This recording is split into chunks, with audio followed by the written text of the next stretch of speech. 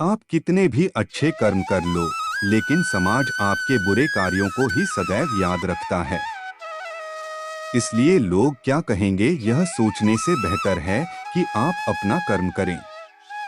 जन्म लेने वाले के लिए मृत्यु उसी प्रकार निश्चित है जितना कि मरने वाले के लिए जन्म लेना। इसलिए इस विषय पर शोक मनाना व्यर्थ है। गीता में कहा गया है, जो इंसान किसी की कमी को पूरी करता है वो सही अर्थों में महान होता है। तुम्हारे साथ जो हुआ वह अच्छा हुआ, जो हो रहा है वो भी अच्छा है और जो होगा वो भी अच्छा होगा। गीता के अनुसार जिंदगी में हम कितने सही हैं और कितने गलत हैं यह केवल दो लोग जानते हैं, एक परमात्मा और दूसरी हमारी अंतरात्मा। जीवन का आनंद ना तो भूतकाल में है और ना भविष्य काल में, बल्कि जीवन तो बस वर्तमान को जीने में है। जब तक शरीर है तब तक कमजोरियां तो रहेगी ही, इसलिए कमजोरियों की चिंता छोड़ो और जो सही कर्म है उस पर अपना ध्यान लगाओ।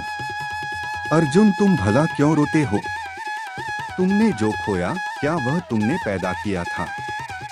आज जो तुम्हारा है वह कल किसी और का होगा, क्योंकि परिवर्तन ही संसार का नियम है।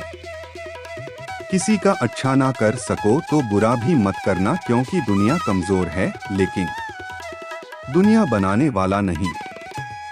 यदि कोई व्यक्ति विश्वास के साथ इच्छित वस्तु को लेकर नित्य चिंतन करता है तो वह जो चाहे वह बन सकता है। सच्चा धर्म यह है कि जिन बातों को इंसान अपने लिए अच्छा नहीं समझता उन्हें दूसरों के लिए भी प्रयोग न करें। कोई भी व्यक्ति अपने विश्वास से बनता है। वह जैसा विश्वास करता है उसी अनुरूप बन जाता है। मन अशांत है और उसे नियंत्रित करना कठिन है, लेकिन अभ्यास से इसे वश में किया जा सकता है। मेरे लिए समस्त प्राणी समान हैं। ना तो कोई मुझे अत्यधिक प्रिय है और ना ही कम, लेकिन जो मेरी भक्ति पूरे मन से करते हैं मैं सदैव आवश्यकता पड़ने पर उनके काम आता हूँ। मन की शांति से बढ़कर इस संसार में कोई भी संपत्ति नहीं है। जो मनुष्य फल की इच्छा का त्याग करके केवल कर्म पर ध्यान देता है वह अवश्य ही जीवन में सफल होता है। कोई भी इंसान जन्म से नहीं बल्कि अपने कर्मों से महान बनता है। अपना, पराया, छोटा, बड़ा इत्यादि को भूलकर यह जानो कि यह सब तुम्हारा है और तुम प्रति एक के हो। बिना फल की कामनाएं ही सच्चा कर्म है। ईश्वर चरण में हो समर्पण वही केवल धर्म है। जो व्यक्ति क्रोध करता है उसके मन में भ्रम पैदा होता है, जिससे उसका बौद्धिक तर्क नष्ट हो जाता है और तभी व्यक्ति का धीरे धीरे पतन होने लगता है। गीता में लिखा है, जब इंसान की जरूरत बदल जाती है तब इंसान के बात करने का तरीका बदल जाता है।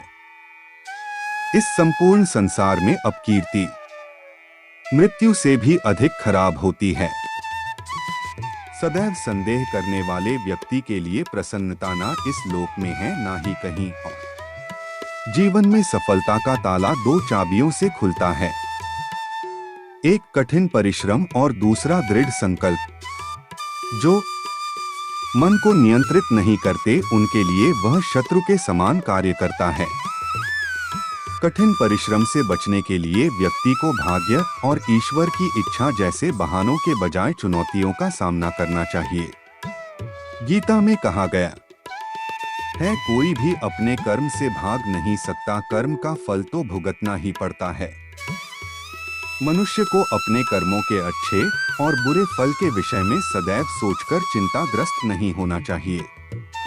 मनुष्य अपने विश्वास से निर्मित होता है।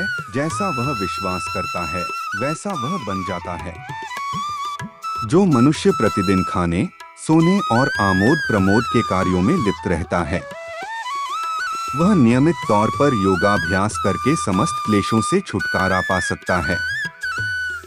जब इंसान अपने काम में आनंद खोज लेते हैं तब वे पूर्णता प्राप्त करते हैं। जब भ्रमित अर्जुन कुरुक्षेत्र में सलाह के लिए अपने सारथी भगवान कृष्ण के पास गए, तो भगवान कृष्ण ने कुछ तर्कसंगत दार्शनिक अवधारणाएं बताईं जो आज भी प्रासंगिक हैं।